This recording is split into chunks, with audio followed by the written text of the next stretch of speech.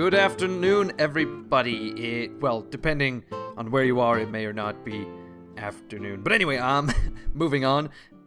You are just in time for some shit to happen in Scotland. But first of all, Marjorie of Berwick is betrothed to Nigel Throckmorton, and we will actually not marry Nigel Throckmorton because we want Marjorie to marry some German haughty, not Captain Hansel, or his sister Gretel.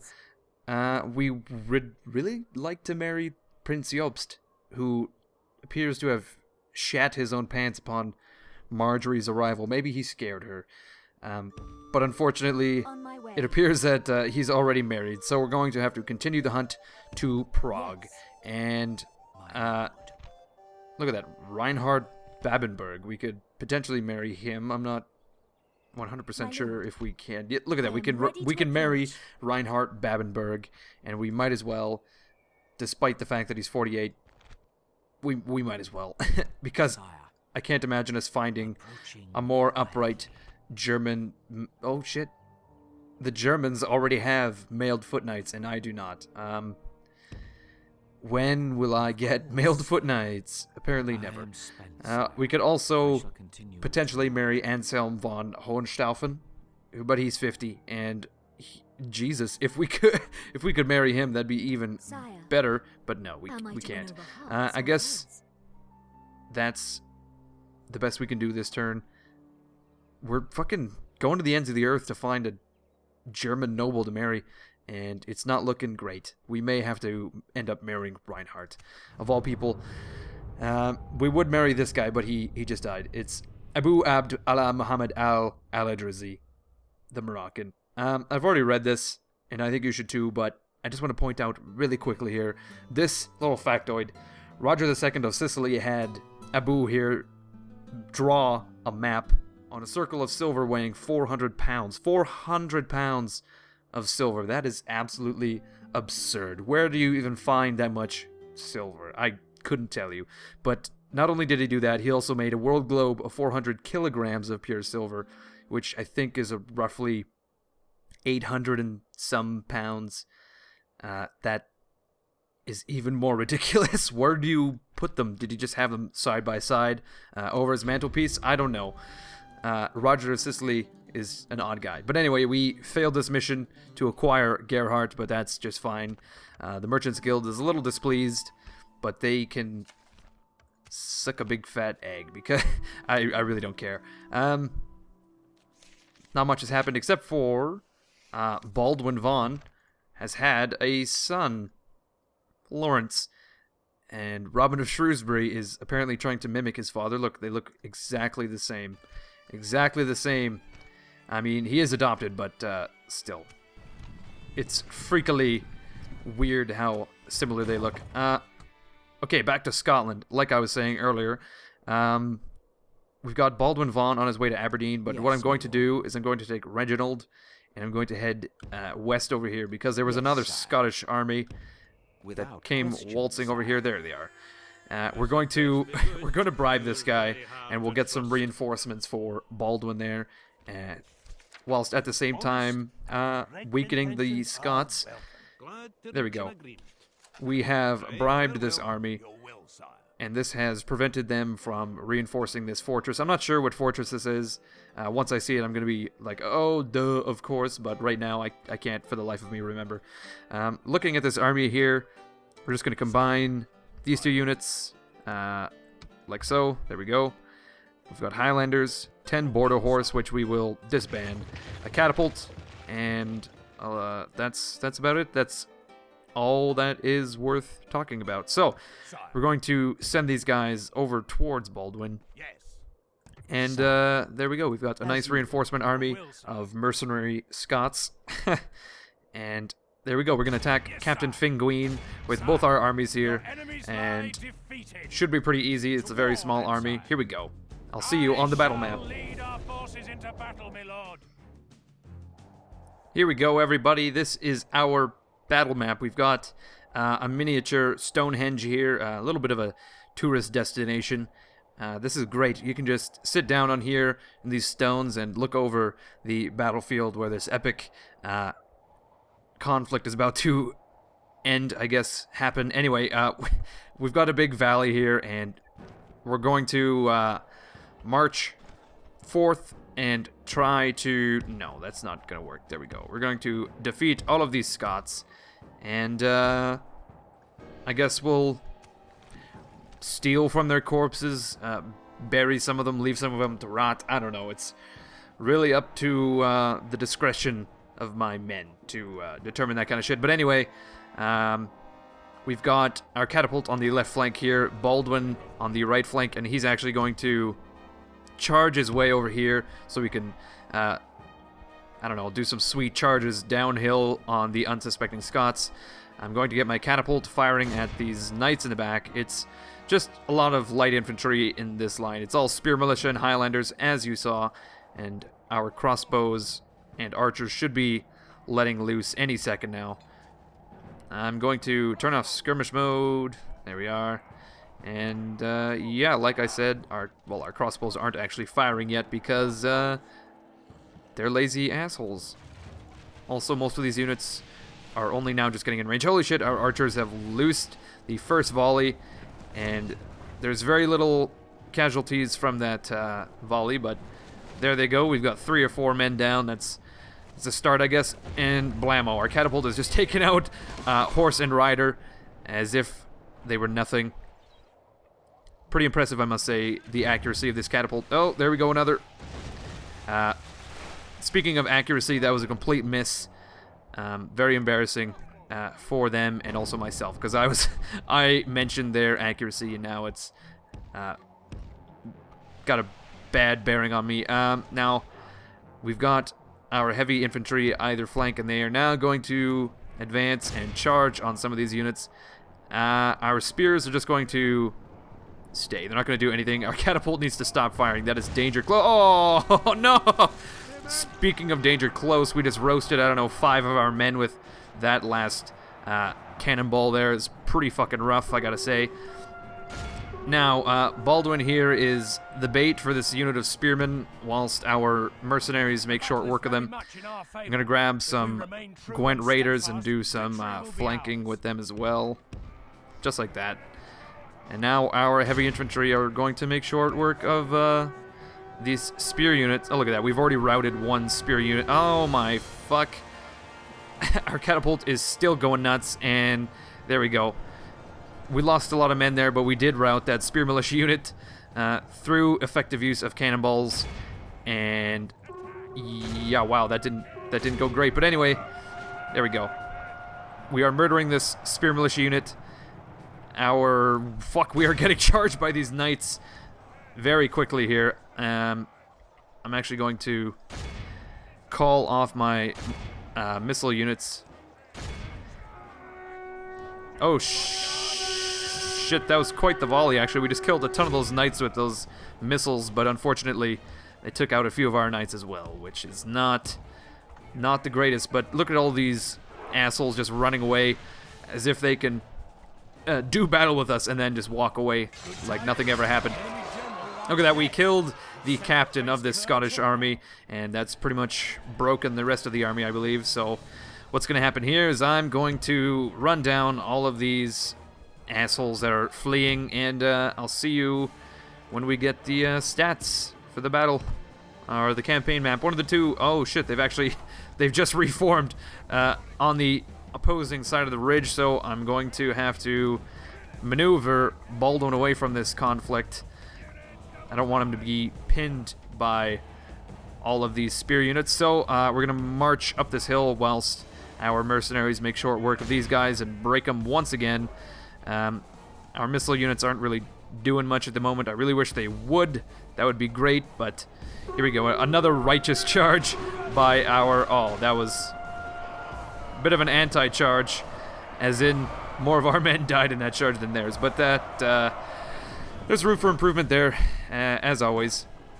Now, these Scots are charging towards us and then immediately breaking. It's very smart to do so. I wouldn't do battle with the deadly war machine that is England at this point. We're just kind of wrecking every force that we come into a position with, so I think that's actually it right there. I'm going to run down all these guys, and like I said beforehand, I'll see you when I get the stats. There we are, the Battle of the Scottish Lowlands. It went very well indeed. So I'm going to just release these guys. I'm not really worried about Scottish forces at this point, considering my giant, massive English army. I'm just going to move that unit to Nottingham and retrain them whilst I struggle to put units in Edinburgh. Now, like I said, we're going to do some retraining in Nottingham, and there's a massive queue. It's gonna take years to get that cleared. Now, what's this guy? Leonard de Morley is about to fucking annihilate this hair. Oh, like you just saw there, the man fell over and he was seizing on the ground. And Leonard de Morley is responsible for that one. He just annihilated that fucking heretic. And as a result, he is now a servant of God, which is a little odd considering you would think he is actually that at all times. But anyway, there's not much to do at this moment except for move Hubert towards Bordeaux. We have a fucking entire army to destroy these French assholes with, so we are going to do just that. We are going to move Hubert towards Bordeaux, take it, and I suppose Angers and Caen will have to deal with the Scottish or French forces that come their way. Unfortunately for them, but fortunately for us, Captain Fulk is in the way, and I'm sure he will hold this road versus all opposing forces. Unfortunately, it just seems it's all crossbowmen, so they're not going to last long. But anyway, you know what? I think I have a there he is. Barty. Yes. Barty, Buddy Bart. He can do the exact same thing down here, actually. He can do some more bribing. Look at that. Captain Necton will join us. 10 units will join, sorry, and 3 units will disband. So we'll do that as well. And they want 14,000 florins, and I'm sure that that's just fine. We have so much money at this point, I don't really care how much it costs. I'm going to do it regardless. Now, I don't know about that ballista unit. I'm just going to leave these guys here for now, and Bartholomew will march towards Bruges. And look at that, there's pretty much nothing in Bruges. We've got 2 armies here, and that's about all these Scots have at the moment. I don't think there's much in the north, just a few units in Aberdeen, which we will deal with in the next few turns. Look at this, the Scottish prince is in Aberdeen, and that bodes well for us. We can kill him and desecrate his corpse, and it will really piss off these Scots. Also, the French faction heir is right here, so I think if I grab some of these cavalry units, I can ride him down like a total bastard that I am, and that will definitely weaken the French. I'm going to fight this battle personally. I really want Prince Eustache dead. I know I'm just going to fight it to ensure that happens. Now, I must admit this is quite the cheap move, but it's really his own fault for marching through the fucking hills of France. You know, it's an active war zone. He should know better. He's a fucking prince. There should be at least 3 more men with him. This is only 30. It needs to be at least 3 times as big, his army. We're just going to annihilate these guys, no problem. I must say, though, their heraldry is very nifty. It puts my fucking Malays to shame. They got nothing.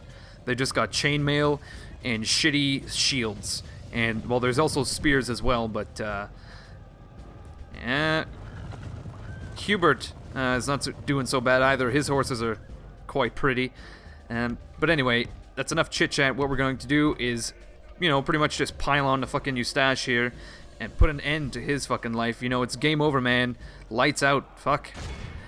You had a good run, man, but you made one fatal mistake, and that was A, crossing the English, and B, riding around the fucking demilitarized zone by your lonesome. Well, in actual fact, it's quite militarized, but shit, we are losing a few Malays right there, but it was a bit inevitable.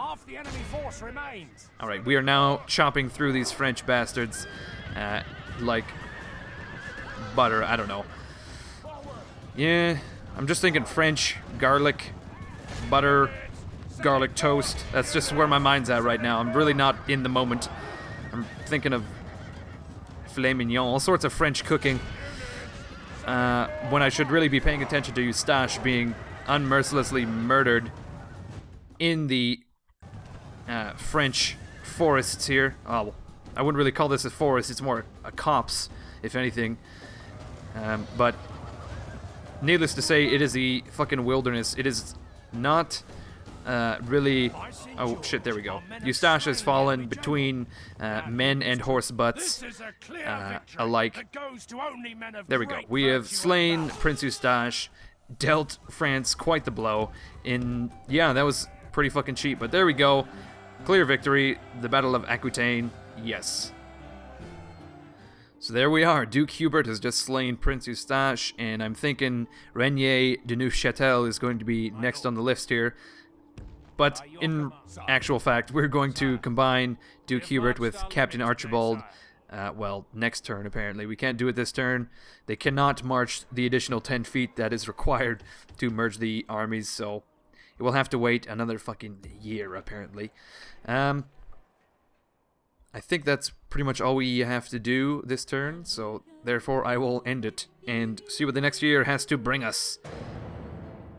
Alright everybody, we just got a mission and it seems a little interesting. We have to spread the word of the Lord to Dumnonia because I believe that this fucking witch master here, Samuel de Meulan, has actually converted the fucking place to heresy, so we're going to have to...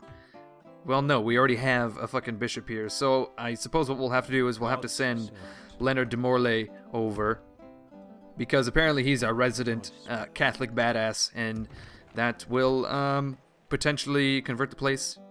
There we go. So, I suppose if we do this, it will appease the Pope. Who is it? It's Pope Eugenius II, of the Kingdom of Scotland. I'm actually really impressed that he hasn't either told us to stop fighting the Scots or just straight up excommunicated us. It takes a very strong man to do that. You'd think he'd be all over crying foul to this war, but no. What we're going to do here is build a ram and some ladders, and we will maintain the siege of Aberdeen, and we will also send our reinforcements as well. And they can also build some of this bullshit. There we go. Next turn, we will siege Aberdeen and take it, and it will be fantastic. Holy moly, we have lost 22,000 florins from that last turn. Apparently, I'm going to say just from bribing. We did a whole fuck ton of bribing, and it's gone very well for us. And I'm probably going to do that a lot in the future if we remain incredibly wealthy, but it may not always be that way. Especially if I build as many blacksmiths as possible. I don't know what the hell I'm talking about. I could probably build blacksmiths in every single fucking town I possess right at this very moment due to my endless fucking wealth. Look at this. The Holy Romans and the Republic of Genoa have both declared war on the Kingdom of France, which is, on the one hand, pretty good for us. We have allies in the war against France, but on the other hand, it's not the greatest because they will probably beat us to some territories that I would like to have. For example, Paris. I would really like to take Paris. It would be the crown jewel of this war, really the jewel in the crown, I should say, of this war. The perfect fucking prize. Bordeaux we'll have to do for now. We're going to assault this place within the next few turns as well. If I have time, I'll do one of those siege battles in this video, but it's looking like we might not have time. I've got a whole lot of things to do, guys. I should really wrap this up quickly. I've got, dishes and all sorts of chores. My girlfriend is staring at me from across the room very eerily... Well, no, not really. She's actually not here at all. I'm lying at the moment. I'm sorry. But at the same time, I'm not sorry. I keep going to retrain these guys in London, but nothing is happening because there is nothing to happen. But we are back on the trail for some hot lovin' in Germany.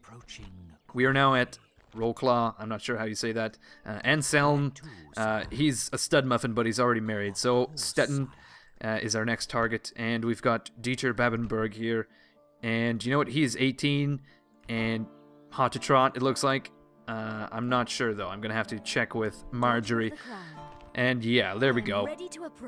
This looks like this is our guy. He's got a lot of stars. He's got no chivalry though. He's quite loyal, and he's exceptionally young. So we're gonna marry fucking Dieter Babenberg within the next turn, and Marjorie will stop crying. I mean, look at her right now. She is hanging her head in sadness because she is single right now. She is not liking the bachelorette life, especially considering how much she's been fucking traveling these past couple years.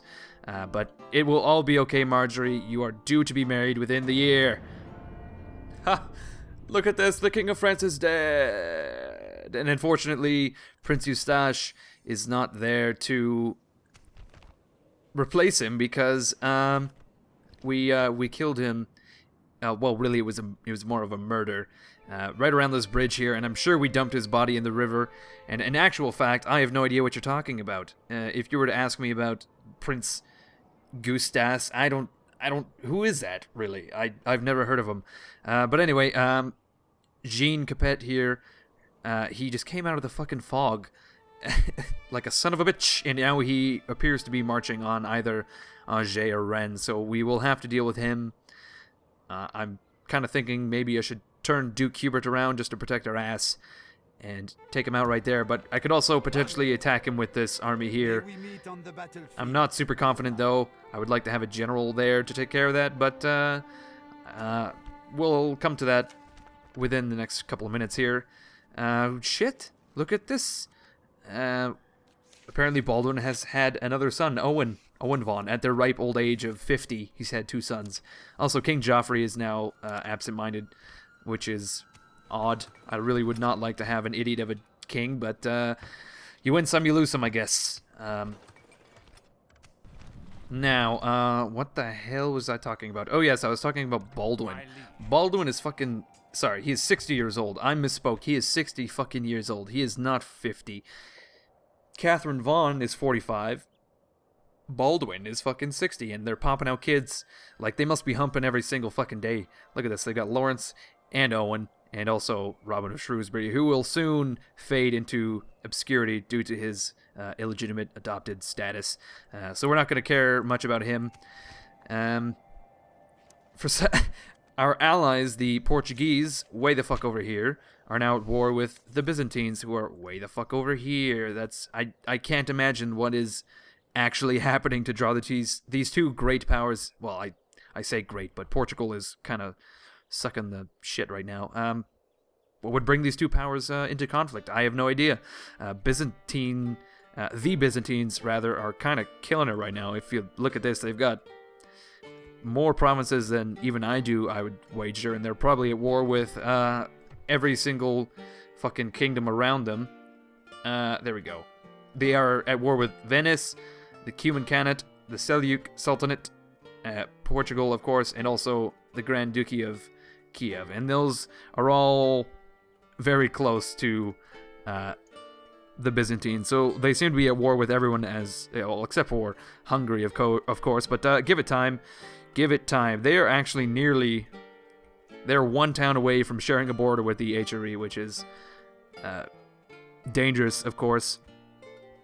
Okay, like I said, Marjorie of Berwick is going to marry Dieter Babenberg. Here we go. Success rate, it has apparently dropped within the last turn. Because I'm going to say Marjorie has lost some charm due to herself. She's now self-serving and also an utter snob, just like her fucking sister.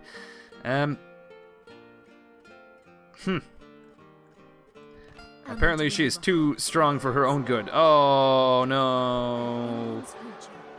Marriage rejected. He said no. I can believe it. I thought that was definitely going to happen. It's not so much a travesty as slightly disheartening, but I guess we'll have to marry you off to some other German lord.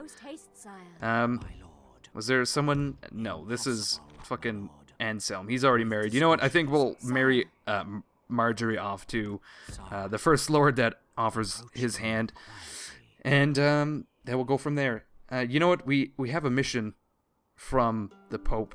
Like I said, he's told us to stop fighting the Scots. So I think what we'll do is we will offer the Scots, they really don't want to become a vassal.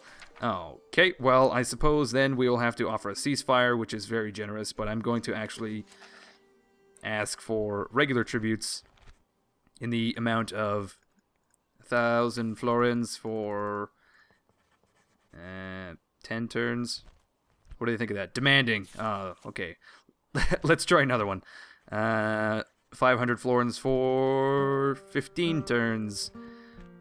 Balanced. Okay, they like that. We'll do that. I was almost able to accept. All right, that's 6,800 florins. That'll be not bad. There we go. You'll accept? Excellent. All right, so apparently that's the end of the war with Scotland. I'm actually just going to disband all these units. Oh my god, I have to do it one at a time. I'll do that off screen. And I will recall Baldwin of Vaughan. No, he'll head to fucking Nottingham. And also Captain Mac Alexander. Well, I'm going to probably disband this army as well. Look at that. We spent all that money bribing those two armies, and we don't really need the fucking units anymore. So I guess all that's left is the Siege of Bordeaux in the south. But unfortunately, I'm thinking we don't have enough time for this episode, so I will have to do it next episode. But I will give you a sweet little teaser here. Look at this. Da-da-da-da-da. There's actually no army in Bordeaux at the moment. It's just these 3 units. Fuck, even France has mailed foot knights, and I still don't. Look at that. Anyway, here you go, guys. Next episode, when we come back, we will do the Siege of Bordeaux. We will take it and piss on the ashes of all the burned buildings and everything else. Anyway, thanks for watching, everyone. I'll see you next video.